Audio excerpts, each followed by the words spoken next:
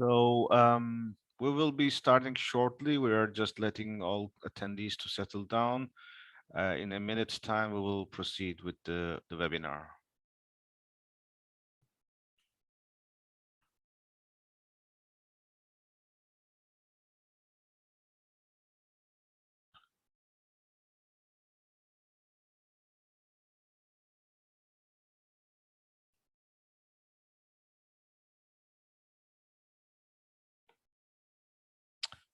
Patricia, we can start with the video.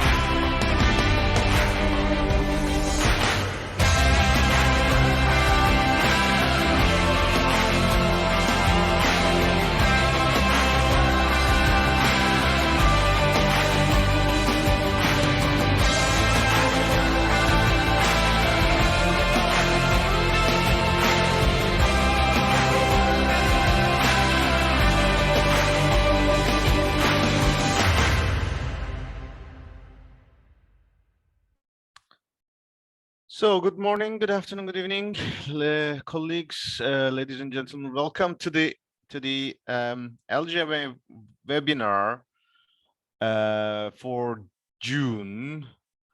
That is hosted by ICLE, Local Governments for Sustainability, in its capacity as the focal point of the Local Government and Municipal Authorities constituency to the UNFCCC. My name is Yunus Arikan. I'm the Director of Global Advocacy. I'm conducting this task on behalf of ICLE for the LGMA focal point. Today we will be having around, again, 90 minutes maximum. We could even cut it a bit shorter. A webinar in the way how local and regional governments, cities and subnationals at all levels are engaged in the UNFCCC process. For those who have been attending these webinars, but also for newcomers, just to remind that this session is recorded and you can type in the chat box or QA box during the presentation. We repeat these webinars twice a day, or in every month we have twice of these sessions, one to the Eastern Hemisphere, one to the Western Hemisphere. Today I'm joined by my colleague Stefania Romagna from ICLE's Biodiversity Center, who will also support our webinar or discussions, especially on the progress on the biodiversity front, which it will include also not just negotiations but other activities. And I think she has a particular interesting news with the new location of biodiversity COP15 being now announced to be held in Montreal, and we will hear more details from her about other processes like Ocean Conference as well. In the afternoon, my colleague Kale will also help us to lead this session. So we usually take a webinar in the sense that we use the first 30 minutes or so for running through the basics of our engagement in the UNFCCC process, updates from since the last webinar, and potential upcoming agendas. This webinar will this time particularly focus on the discussions we had over the past 2 weeks in the UN Bonn Climate Conference and the follow-up. We have already invited our colleagues, especially from those who have attended the UN Bonn Climate Conference so that they can contribute anytime they want, especially when it is the agenda related to them, and if they show up, we could give them the floor as well. If not, I will try to cover the topics from my own. And after the first round of presentation, we could have a Q&A session, and in that after that we can also touch upon the biodiversity agenda as well. So with this, let's kick off. What is LGMA? UNFCCC, the UN climate change process, is particularly famous for abbreviations. Some of them are a bit meaningful, some or most of them are much less meaningful. The LGMA stands for Local Governments and Municipal Authorities Constituency. We are the voice of cities and regions at all levels: cities, towns, districts, municipalities, mayors, governors, councillors. Since 95, it is one of the 3 constituencies that have been following the process since its establishment, its inception in 1995. At the moment, the process has to go through an accreditation to the UN Climate Secretariat, which takes around 1.5 years or so. And the networks, not the individual cities, but the networks of local governments are accredited to the UN climate change, and they then engage in our work. At the moment, we have now the latest data shows that we have more than 45 networks across the world, but we do not limit ourselves only for those who are in the UNFCCC process. We know some of them are also not very active, but there are some who are much more active but not accredited. So we do not want to keep this limited to the bureaucratical barriers. So especially through our webinars and mailings, we are reaching out to a broader participant. This is the year-round engagement mechanism, which is trying to influence or provide input to the negotiations. But at the end of the year at COPs, we also convene our pavilions. So we will touch upon this later on. Over these years, especially on the first phase, which was the UNFCCC and Kyoto Protocol, there was no recognition. We were relatively remote or outside the process. On the way to Copenhagen, when there was an effort to redesign the UN climate regime, we started to make ourselves more as substantial advocacy. This kicked off from COP in Bali until concluded in the Paris Agreement. In fact, what has been achieved as the recognition in the Paris Agreement was a result of this, like, or more than 10 years of work. Since Paris Agreement, of course, we are working to implementation mode, especially with the champions. We have been actively involved in the Talanoa dialogues, which then raised the bar higher for the second NDCs, which was the real Paris Agreement. And that's what we said, that time for multi-level action has come in Paris, in Glasgow. So that is who we are. We have website, which especially the latest COPs, all the data, you can find it. The video you have seen is also available, along with other videos and the recordings of these webinars. And you can register yourself, that you can follow the upcoming webinars easily in your calendar as well.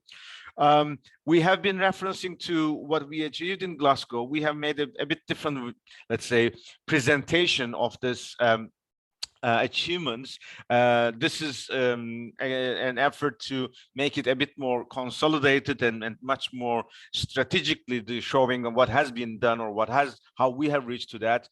So let's remember, we said towards Glasgow that we said time for multi-level action is the motto. And before, we were making already a huge progress. We had more than 60 countries who have raised their climate ambition since Paris Agreement, because they work with local energy governments. And in parallel process, or along these ones, there was also more than 1,000 cities and regions committed to climate neutrality and ambitious climate targets by 2030. That was how we reached to Glasgow.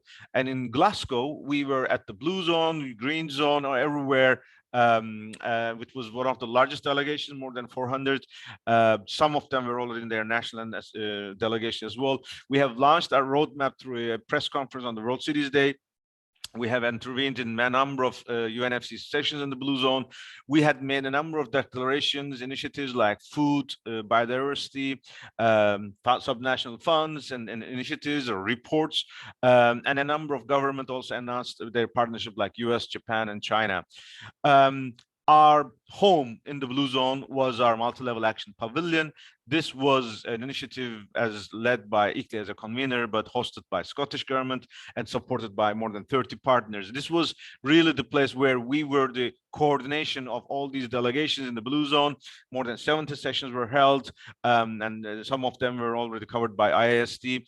We already envisaged that it will be a hybrid session, so we have more than 2,000 registered participants following those events, even they were not in person in Glasgow.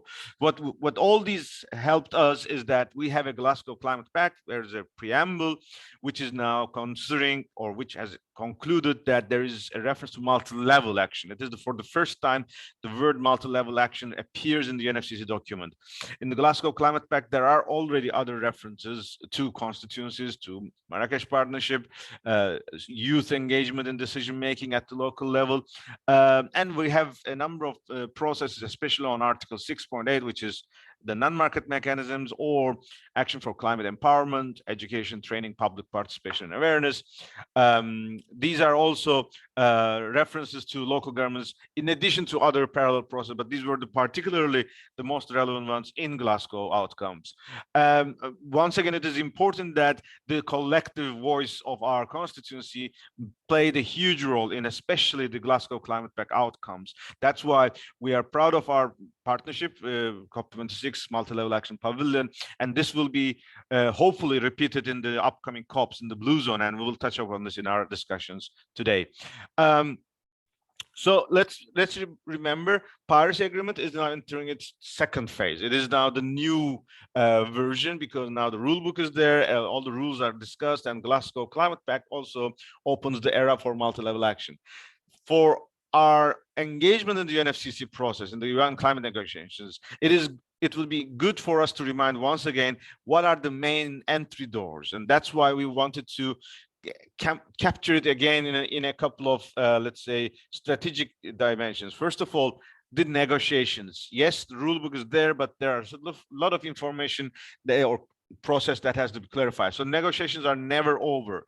That's where it's extremely important that we continue to be engaged in the process by our constituency, which means year-round verbal or written submissions coordinated among our networks, that we are stay tuned in our mailing list and webinars and WhatsApp group, and we prepare for our multi-level action pavilion, like more or less to be a default engagement in any COP from now on. I think under these conditions, building on the success of Paris Agreement, success of the Glasgow multi-level action pavilion, as well as now the Glasgow Climate Pact makes this multi-level as part of the DNA of the Glasgow or Paris Agreement, we should prepare ourselves that in every COP, in the Blue Zone, in the negotiation area, we should have our multi-level action pavilion. The size, the dimensions could be different depending on the resources, the financial and logistical challenges. But I think we should make sure our home will always be there for us, and we will be using this effectively.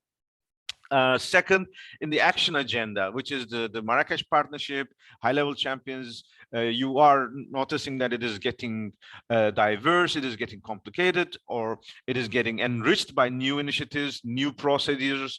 We still would be willing to consider this as a main process, but it is not a constituency-based engagement as such. It is a bit more like a sector. There's buildings, waste, and it is multi-stakeholder. It's not just local and regional government. It is private sector.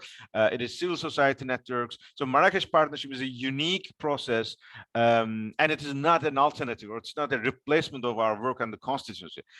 Therefore, it has to be considered as a standalone process that we have to engage, and we have to improve our inputs or contributions to the pathways, the breakthroughs, the data portal, so that our voices are heard and we can influence the process as well. And the champions have always welcomed our work. The third element is the COP presidencies. It has become very clear in all the past climate conferences, there has always been an influence of the presidencies, but over this the new moment of Paris Agreement, the fact that there is no, let's say, enforcement mechanism, but is only encouraging more action. The presidencies, in addition to their role to navigate the negotiations, they have more and more started to invest their time and energy for initiatives, for bringing new, fresh ideas or fresh partners to the process, so that climate debate is much more inclusive and much more dynamic. Of course, we are seeing the advantages of this, and of course, there are disadvantages as well. For example, mainly these procedures do not necessarily have to be securing their continuity, that these initiatives or these networks, these, let's say, engagement mechanisms may disappear after the presidency is gone to another country, and that's normal. It doesn't have to be forever. It's a process that these presidencies hand into the UNFCCC, and obviously because of this, let's say, relaxed, let's say, structure, it is not bounded by the UNFCCC procedures. So when COP presidencies convene an initiative or a partnership, they do not necessarily have to always go through the constituency. They are free to choose their partners depending on their own priorities, national and regional. But so far, we are seeing that every presidency is very much working with the LGMA constituency, and we will touch upon this, that especially at the COP27 now with the Egyptian government, we are also advancing in a new scale or a new level. And we will touch upon this as well. And finally, friends of multi-level action. These are the national governments that we have to continue to work with, because at the end of the day, when it is a decision in the document, it is them who table these sentences. In the UNFCCC process, it is party-driven. That the negotiation document are still drafted by parties. In the biodiversity, it's a bit better. We can still influence, but in the UNFCCC, it's much more strict. Therefore, that's the main reason why we are connecting a network of national governments who are supportive of the idea of multi-level action, but they're also at the same time implementing at various initiatives at the national or regional level. And these initiatives could be inside the UNFCCC or outside the UNFCCC, like we have seen in the US, Japan, like we have seen in ICA conference, or we are seeing in other processes like G7, G20. So these processes are for us informal networks so that we can use into the process. Let's recap. This is we're in the middle of the year. COP has accelerated its preparation, so we have already defined our roadmap. I think it was around February. What do we want to achieve, or how do we want to achieve? It is the motto is multi-level action delivers. So it's time to demonstrate that the multi-level action is now helping the Paris Agreement implementation and making it more ambitious. And in 4 main areas, we will be hoping to get new NDCs, and that I think is still a challenge, and it's getting an even bigger challenge, because even in the more advanced climate friendly countries, you are seeing, or we are seeing, a backtrack. Let's be realistic. The war in Ukraine, the Russian invasion has consequences: food, trade, energy, and there are countries who are now, especially in Europe, who are reconsidering their energy portfolio. And unfortunately, instead of going for the renewables, there are countries who are going back to coal and even nuclear. So the NDCs, the ambition is still not done, and it's always has to be better. Therefore, we have to work on this. And our main particular emphasis is that the commitments that was done in Glasgow, be it Race to Zero, be it other commitments, they should be incorporated into the NDCs. And that is the biggest priority, because we are not asking national governments to rewrite everything they have presented by COP, but we are at least asking them to incorporate the initiatives, the commitments that they have been engaged and we have been announced. So we still have to work on this agenda. We have an unfinished business. The COP, even NDCs were a bit better, but totally or in its entirety, we're still far below any level of maturity for reaching to 1.5 degree. It is even worse. Therefore, we have to change the scope of action, and we have to go for climate emergency mode of action, as UN Secretary General has highlighted. And how? It's not just emissions anymore. The climate emergency is a complete redesigning of our social fabric in our cities, in our towns, in our countries. Therefore, we have to focus on the root causes of the emissions and root causes of our vulnerability to climate disasters. Therefore, we have to focus on food, nature, adaptation, culture. We have to discuss our lifestyles. We have to focus on our urban infrastructure. Therefore, these are the topics that are not necessarily managed or controlled by the UNFCCC. Only their results, which are the emissions, are their focus. But we have to convince the UN climate community to pay more attention to those root causes.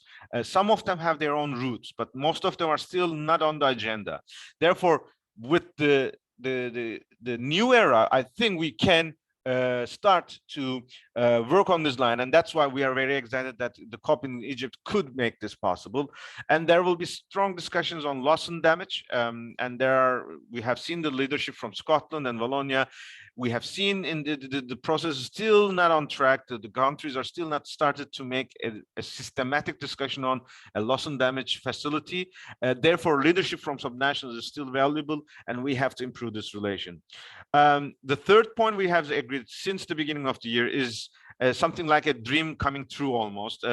Climate and urbanization ministerial that we have been asking for so many years.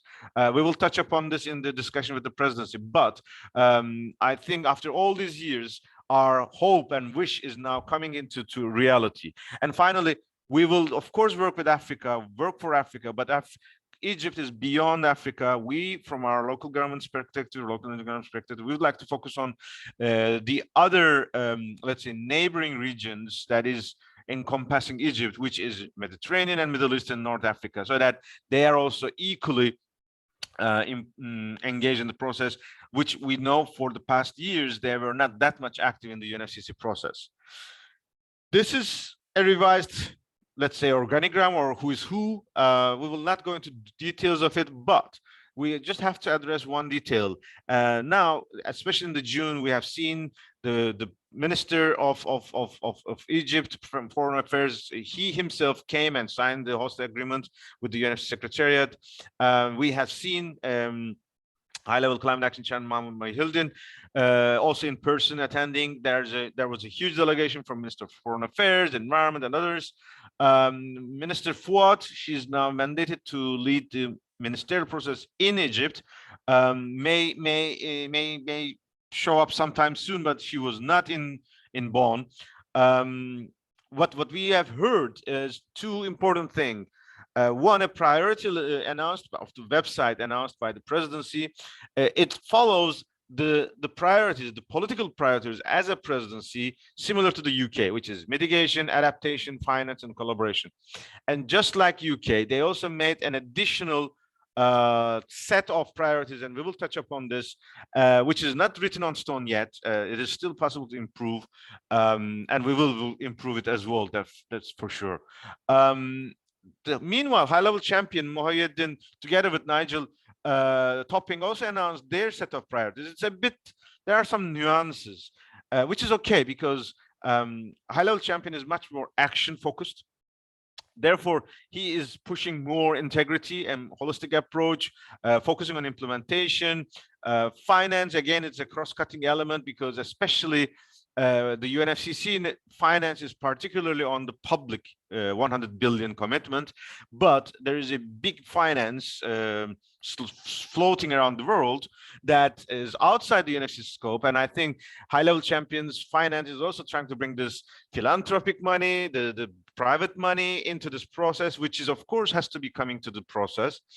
Regionalization is more like regional climate action week becoming more active and then making the implementation easier. But more important, localization is their agenda. And this localization is a term that is, of course, a bit broader than local and regional government. It's particularly referencing to any members of the society who are influenced or impacted with the climate, but not necessarily contributing into its implementation, mainly rural communities or disadvantaged communities or ordinary citizens. But we also know localization, since Local Agenda 21, since SDGs, localization of SDGs, has been a term that is particularly used and disseminated by local and regional governments.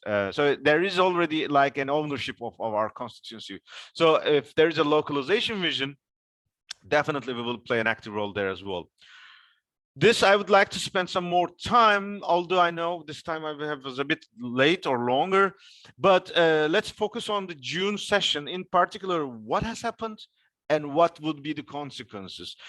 In terms of what has happened, there were so many workshops. That's the new reality, that rather than negotiation sessions, there are a lot of implementation focused workshops, which is a new concept for those negotiators. Due to capacity and prioritization, we as LGMA consultants were not actively involved in all of those.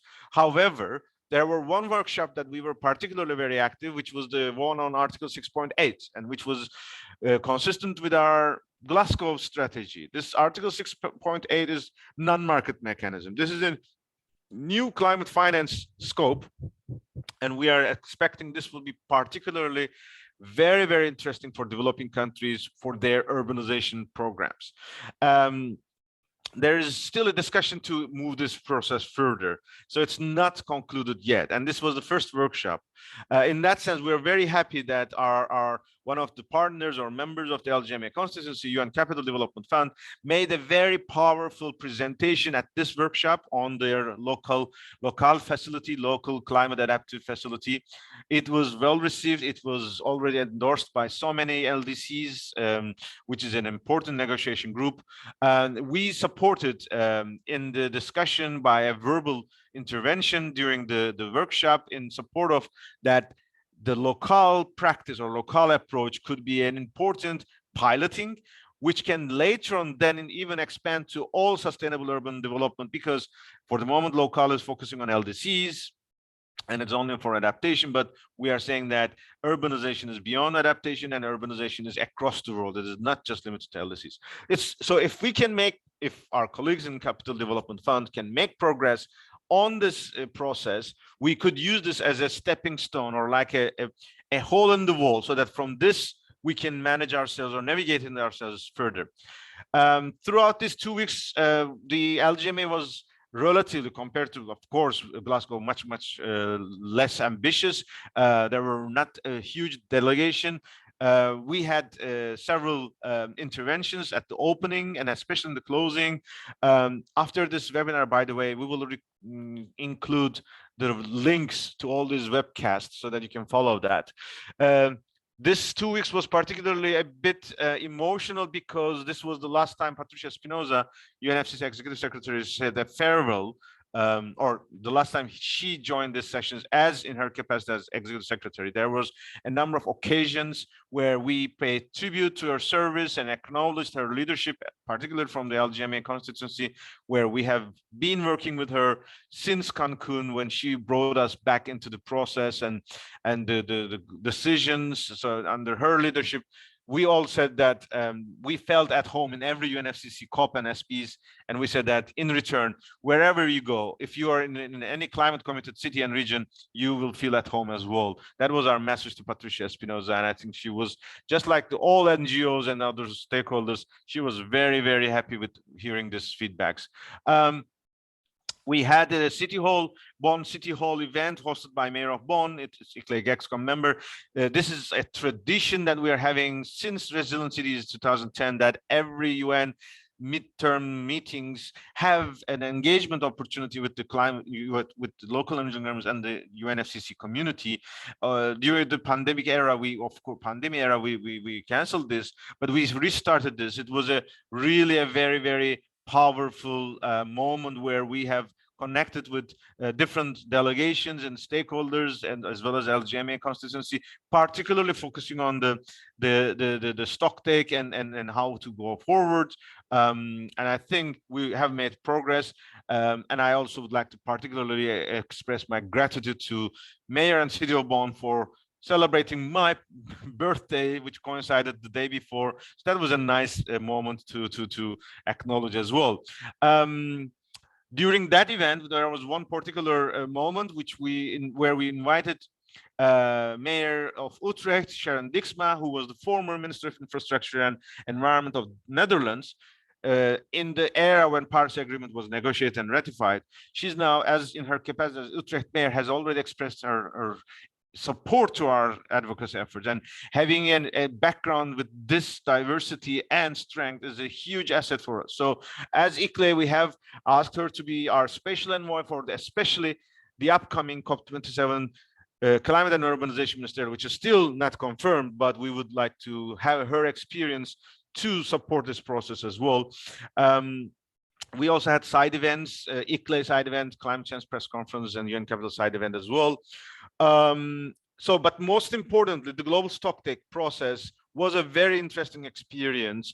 We had made at the opening an intervention expressing our views, and then at every roundtable and every World Cafe we participated, the delegation LGMA was represented by ICLE, FMDV, European Committee of the Regions, and City of Bonn. Especially City of Bonn and ICLE teams supported when FMDV and Committee of the Regions were not in person in the sessions. Let's remember, this was in fact the negotiation period was like 7 or 8 hours, but the process was expanded to a time span of 5 nights and 6 days, including Sunday, which was closed.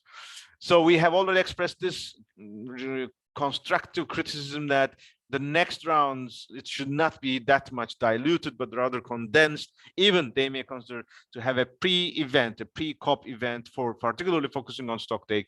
Of course, in terms of the stocktake, in addition to those discussions, which was really open, and the parties and non-parties were all interacting during the technical dialogues. Co-facilitators were really very open, and we are aware all of our LGMA representatives have intervened during the sessions. We are now capturing all those statements in one file so that we can all track this. But there was also a contact group, which is the official negotiations, where we were not allowed to intervene as the way we were in the stocktake dialogue. So this stocktake contact group concluded on the way forward, how to make this process forward. Let's remember, this will conclude at COP28 in November in the United Arab Emirates, and the technical dialogues will continue in COP27 and in next year in Bonn. So the contact group tried to formulate a bit more how to navigate this process on the next couple of months. But one important thing is new, and that is particularly that we should be saying that with this pride of our LGMA interventions, because it was LGMA interventions where we highlight particularly that asking the global stocktake to be beyond only this moments of UNFCCC process, that it is just like the Talanoa dialogue should be spread around the whole world, and every city and every nation could have their own stocktakes. The good news is almost exact wording is accepted, and the current text is even better than we have originally envisaged for. What does it mean? It is really a game changer that could really result in a milestone or a new way of working. Let's remember, Talanoa dialogues, what was again a one-off event, was a year-round event. This turned into the higher NDCs or better NDCs or the Glasgow Climate Pact. If we can now turn the stocktake, we could use this as a stepping stone for climate emergency. That's why we are recommending that this should be a stocktake not for the past, but it should be a stocktake for climate emergency. This stocktake mobilization across the world could really bring us to the level of climate emergency that we need. And therefore we're excited. So we will be discussing with all of you in terms of in the next couple of weeks how we can turn every event that we are working on in the next couple of months to be a version of stocktake for climate emergency. Imagine Mozambique stocktake for climate emergency, or Bhubaneswar stocktake for climate emergency, or Denver stocktake for climate emergency. These are the moments where we could use this, and we could map this very carefully. We could we could also say that what is the difference between the past, the Talanoa dialogues, and this stocktake? And we see the 3 main differences. First of all, yes, we will continue to review our new NDCs, because in the Talanoa dialogues we were looking at the previous NDCs, which was outdated. Now we have a real, and this is, and we have to look on that. But we should also focus on our own local and regional commitments. By the time we had the Talano dialogues, there were hardly any city who committed to climate neutrality or ambitious 2030 targets. So this local and regional global stock takes could be an opportunity for us to advance our work on this climate emergency and climate ambitious action. And more importantly, especially for those in the global north, we should make sure that every stocktake discussion should also have an element of climate justice at home, but also climate justice across the borders, which will be something that will help us to address issues like loss and damage or migration in our own context. Therefore, we really believe it's a new era for us, and we will come back to this so that we make it a more systematic. We are suggesting that when we reach next year, we will probably have the Daring Cities Conference of ICLE, which was already a climate emergency focused conference, to be held before the UN climate conference in Bonn. So we could design that event so that between our own Daring Cities and the start of the UNFCCC, we could reserve one day, which will be literally the multi-level stocktake at the pre-SPs in this process. So that's what we are going. I have to speed up. I know it's taking too long time, but the important information from the presidency now is that this was on the left-hand side. You see the thematic days, and let's be realistic. Cities are not there yet, but we are aware one of the reasons why cities are not there is that the presidency's preparations for a cities initiative has been a bit delayed compared to the others, for a variety of reasons. It's not no need to discuss this, but just on the way to SPs, we heard from presidency's initiative or idea that they would like to advance on this agenda, and we had a small bilateral in the first week with the presidency and LGMA members, including GCOM, WRI, Global ABC, and Build to COP Coalition. We had this very frank discussion with Ambassador Ayman, who is leading this process. What we agreed is that we will try to work on this idea, especially at WOOF 11 next week in Katowice. We know there is a one roundtable or one dialogue on climate, and there will be an important discussion on that. This may be the moment where the Egyptian government may announce the climate and urbanization ministerial. We have already secured Mayor Sharon Dixma, to intervene in this panel.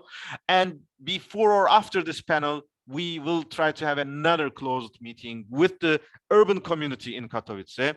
We will then continue to an event in Cairo, in person and hybrid, with another group of parties and non-parties. This will be end of July, 28th of July. Then we will continue the discussion at the Climate Week in Gabon for Africa. And then we will hope that we will be consolidating this to an announceable initiative by end of September or early October, so that when we go to COP in Sharm el-Sheikh, our initiative, which is reflecting our vision towards an ambitious mode of climate emergency, is now available with its governance mechanism, and if possible, CET funding. And the Egyptian presidency has particularly addressed that this is to have a time spent for 2030 in line with the SDGs.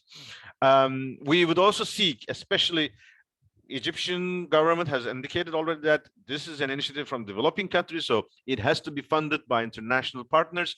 And we will check how this could benefit from the other initiatives, like in other fora, like under the UNFCCC, the current initiatives, races and others, but also existing initiatives like G7 and G20 or others as well appropriate.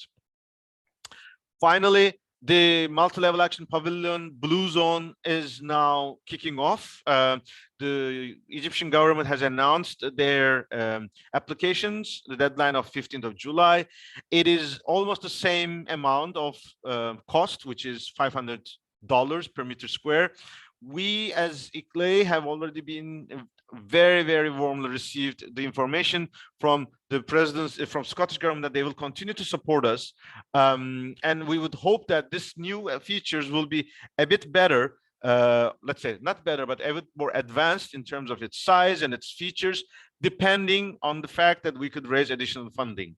And in that sense, we will also check with the process with the Marrakesh partnership, and also we'll see how this pavilion can also support the President's initiative as well as the COP27 Climate and Urbanization Ministerial.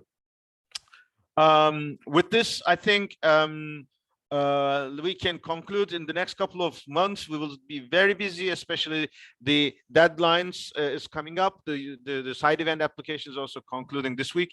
So maybe I should give a break here, and I could give the chance for other partners to intervene if they wish. And maybe I can take a sip from my coffee because I didn't have the chance. But 2 minutes break, let's say. You could either raise your hand or type in chat box. And if we do not hear any feedback from this round, we can continue with Stefania for the biodiversity agenda.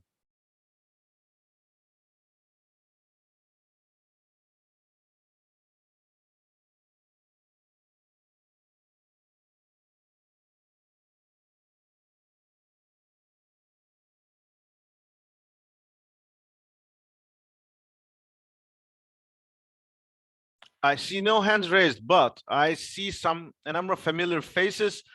If you have seen this slide, it also refers to COP of Cities in Abidjan in July, and I see Yann-Francois from City of Paris, who has been a long-term partner of LGMA constituency for years and years.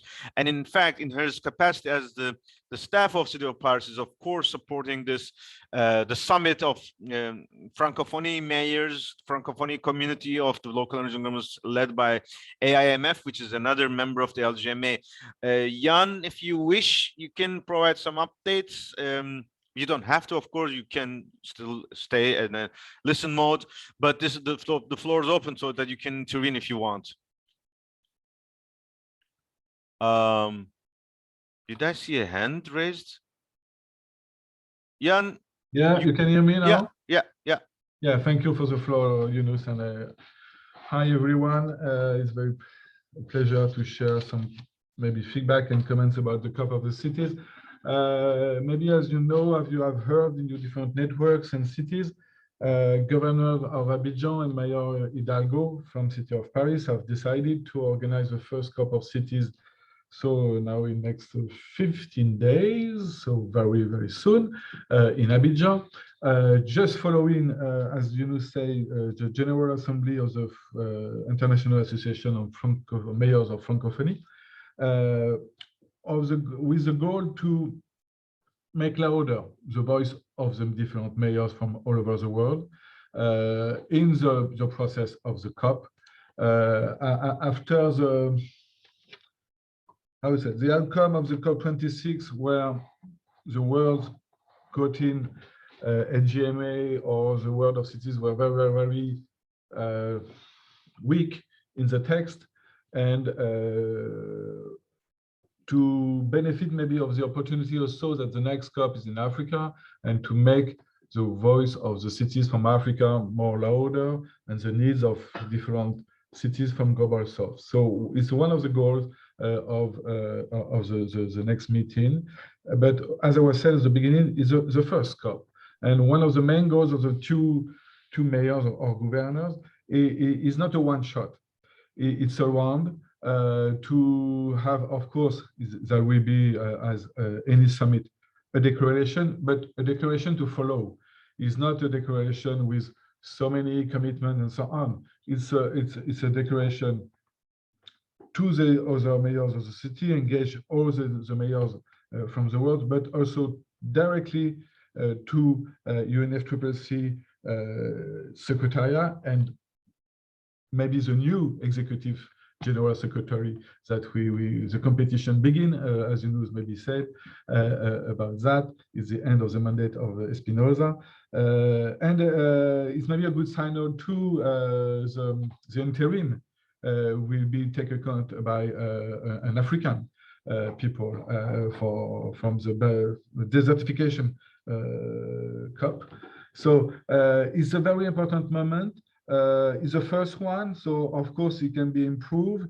We have a wonderful 2 days conference panelist, and we can share to all the networks maybe by the end of this week or beginning of the next week the draft agenda, and quite all the participants confirm. As you can imagine, we organized this summit in 2 months with a lot of support, and we thanks a lot ICLEI and the other networks from LGMA. But there is a lot of competition also. There is the Climate London Week, there is Katowice World Urban Summit. So we try to organize Visio and so on.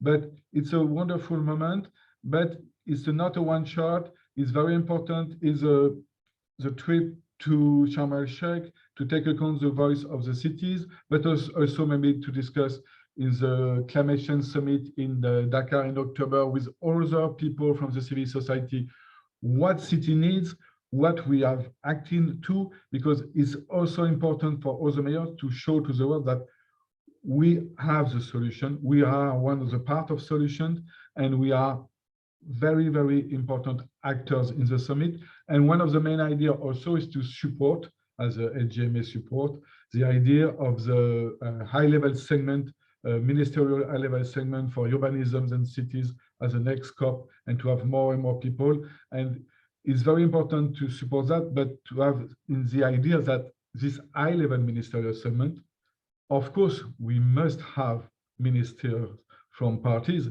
but we must have also mayors in this segment, and not only at the top level of the state to decide what we have to do in the city.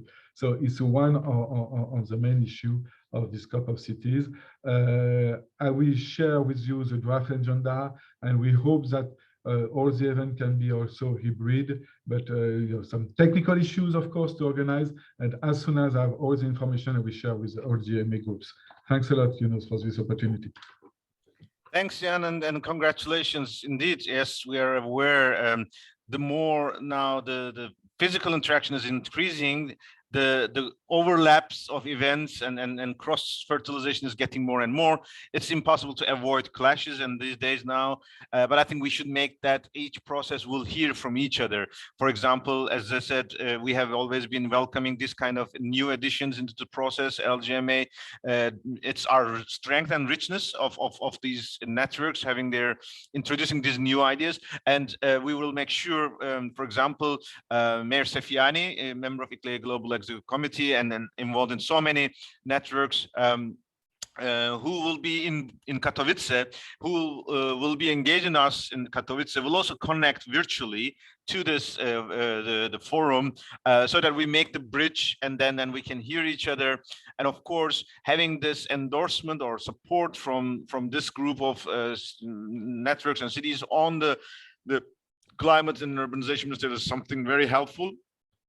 And definitely our goal is to make sure that climate urbanization ministerial also has a very strong component with engagement with local governments itself. Yunus, for your information, sure. This morning we invited Mayor of Utrecht to join to the meeting, or to have a declaration, as you name her, if I make no mistake, special envoy for LGMA for the urbanization summit.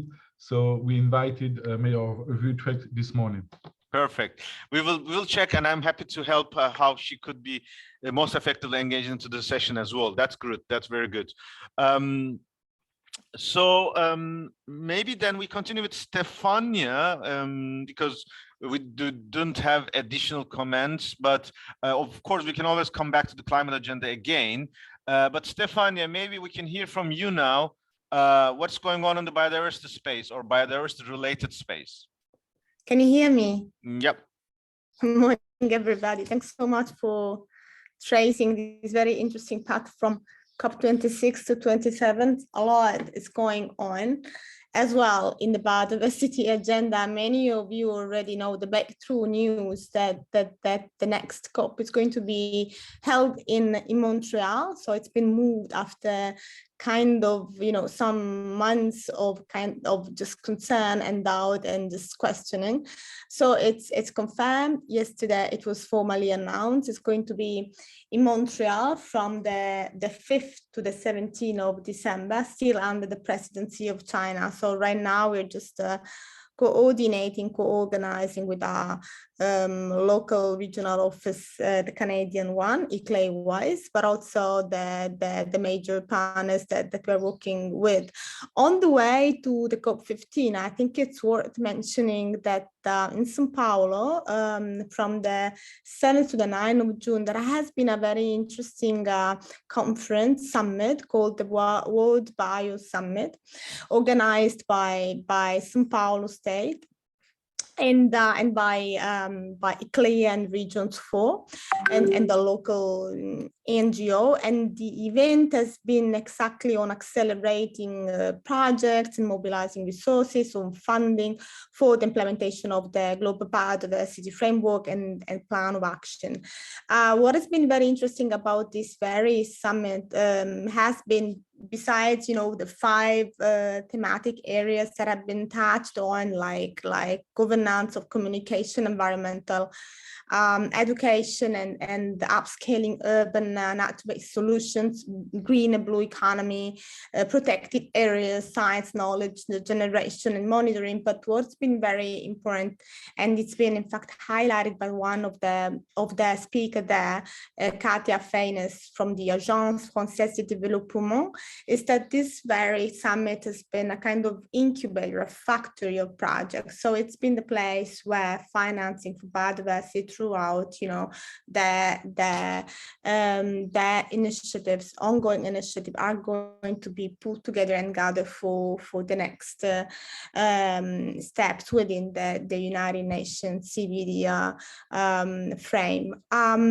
So what is interesting is also highlighting that the World Bio Summit, which in fact has been called as a process rather than a summit itself, because it's just flowing into COP15 Part 2 and the 7th Global Biodiversity Summit of Cities. Of course, the Edinburgh process, cities with nature and regions with nature. So it's just all, as you can see, actions are being concerted towards the same goal. Right now, there is the Part 2 of the negotiations, which started in Geneva. They are taking now part in Nairobi, and our representative there is Ingrid Garcia. There is a lot of things which have been going on, and we were just notified by Ingrid that last night they had an intervention on BBIS to ensure whole of government approach, and the UK and Mexico supported us. So besides the different targets, there is also the plan of action, which is into discussion, and hopefully Nairobi will really bring in and ensure that, the specific technicalities are kind of sorted, so then at COP15 there might be really the ground for kind of having strong resolutions. I think Yunus, it's that's it for the time being for the biodiversity agenda. I don't know whether you also want me to give some updates about the ocean, the United Nations ocean, which is going, in fact, to be happening in Portugal. I should be flying on Friday. So it's convened by the United Nations Assembly, co-hosted by the Kenya government and the Portugal government, specifically focusing on goal 14 of the Sustainable Development Agenda. And there is going to be, a number of governments, United systems and agencies and multiple stakeholders, and the very focus is in fact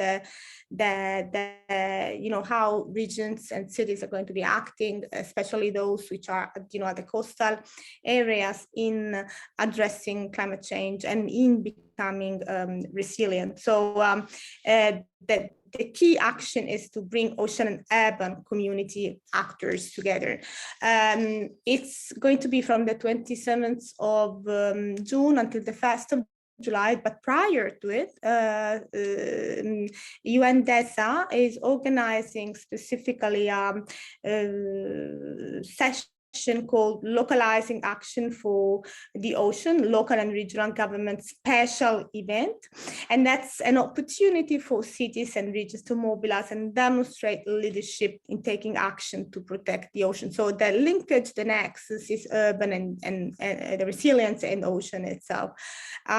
Kate, my colleague, Kate Strachan, is going to be there as well. She's the one, in fact, who has been coordinating two of the sessions of this very segment. So Iklei is going to be presenting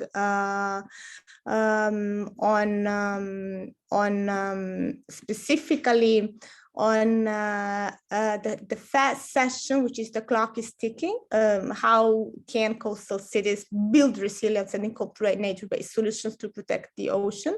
And that's with the support of the Ocean and Climate platform. And then Iklei is also convening the third session, strengthening cooperation, building inclusive and co-management governance approaches to protect oceans, and that with Regions 4. This special event is hosted by the city of Matosinhos, which is district of Porto, and after that we will bring kind of the results of this very session into the Lisbon following week segment. We're going to be having a number of closed door side events and also bilateral meetings with municipalities. So a lot is going on, and that's quite promising. In fact, as Yunus was saying before, maybe after so many efforts, we are really approaching towards the verge of a new era, hopefully. So thanks for listening. Thank you, Stefania. And of course, yes, particularly also on the ocean agenda, there is also a strong synergy between the UNDESA and other partners of the LGMA, like Regions 4, UCLG. There's a big diversity of other colleagues, and it's good that the climate discussions are also expanded there. And one thing, Ambassador Ayman from Egypt will be there, Stefania, and he will connect to our closed meeting at the WOOF virtually. But I will recommend him, if he has any chance, maybe he could have additional consultations with the stakeholders there. It may be good, therefore, if you can inform me about your calendar much more detailed. At least we can inform Ambassador Ayman, and that could be an opportunity to hear additional voices and additional stakeholders. Yes, absolutely. I'll send you some bullet points. Yeah, about that. And on the Montreal, of course, it will be an interesting experience. Of course, we have seen in the UN climate space the way, for example, Fiji Bonn or Chile Madrid. So this is now applying to the biodiversity space, even though the drivers may be different, and also the way the presidencies will play also will be a bit different. Of course, China has a very strong national government and presidency.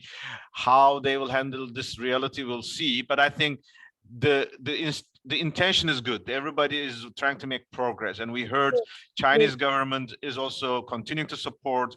We just heard Kunming signed to Cities with Nature.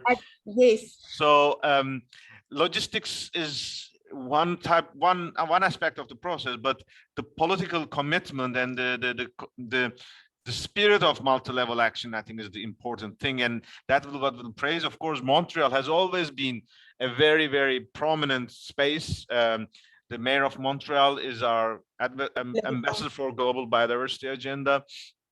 Quebec government, obviously, they have been very, very active. I remember the climate COP in 2005 in Montreal, which was seriously freezing,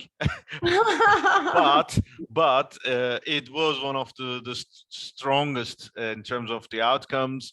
I remember this was the first COP in North America, the first climate COP in North America, and it was the moment where the U.S. Conference of Mayors and ICLE presented this 1,000 climate protection agreement signatories to the UNFCCC. That was the year where the US local and regional governments, state governments were very active. So Montreal has always been a very, very enriching and welcoming city. Let's hope you will enjoy despite the cold, but Montreal is always beautiful. So Valerie Plant is really supporting very committedly and with devotion, I would say, the process. We are now in touch with her because of organizing the second advisory committee on biodiversity. Sure. It's going to be happening in September. So yes, as you're saying, relationships are very strong, and as you're saying, it's about partnership, right? From Chile to Madrid and from Kunming to Montreal. So that shows the partnership is there. excellent. Good. Well done. And I think we could say that we are already saved our time, and we do not have to extend further as long as there's no questions, remarks. Just for recording that we will have the similar discussion in the afternoon at 4 p.m. If you want, you can join that. And afterwards, we'll share the recording as well as the presentation. And Stefan, if you need, we can also add any slides if you want, incorporate into this slide so that it is all consolidated in one. With this, thank you all for your attention, participation. I wish you a nice day, and thanks a lot. Thank you, Yunus. Thanks, everybody. Bye.